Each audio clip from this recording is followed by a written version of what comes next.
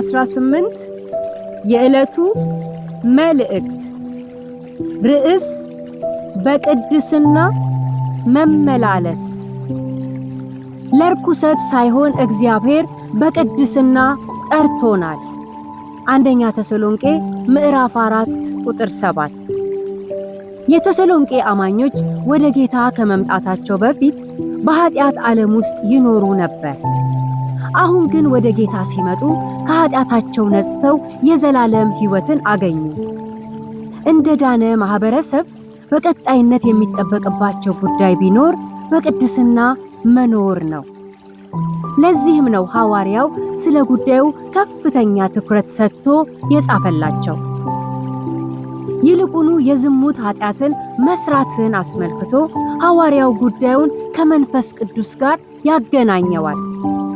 እንግዲህ የሚጥል ሰውን የጣለ አይደለም፣ መንፈስ ቅዱስን በእናንተ እንዲኖር የሰጠውን እግዚአብሔርን ነው እንጂ። አንደኛ ተሰሎንቄ ምዕራፍ 4 ቁጥር 8። አንዳንድ ጊዜ አማኞች ለቅድስና የምንሰጠው ስፍራ አነስተኛ ሲሆን ይስተዋላል። ዋናው መዳናችን ነው በማለት የድነት ፍሬ የሆነውን የቅድስና ምልልስ ችላ ሲባል ይታያል። መጽሐፍ ቅዱስ ግን በየትኛውም ክፍል ላይ ቅድስናን ላላ አድርገን እንድናየው ወይም ችላ እንድንለው አያበረታታም። እንደውም መቀደስ የእግዚአብሔር ፈቃድ መሆኑን መጽሐፍ ይነግረናል። አንደኛ ተሰሎንቄ ምዕራፍ 4 ቁጥር 3።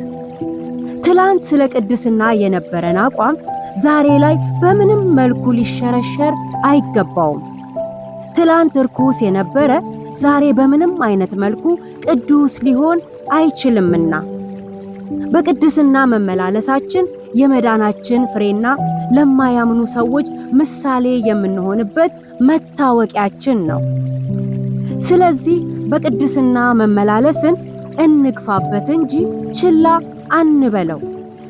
ቅድስናን ችላ ማለት የሥጋን ምኞት ለመፈጸም ዳር ማለትን ያመጣልና በቅድስና መኖርን መግፋት ወይም መጨመር ግን የእግዚአብሔርን ፊት ዕለት በማየት በገሃዱ ዓለም ላይ የጽድቅ ተጽዕኖን ማምጣት ያስችለናልና ጥሪያችን ነው በቅድስና መመላለስ።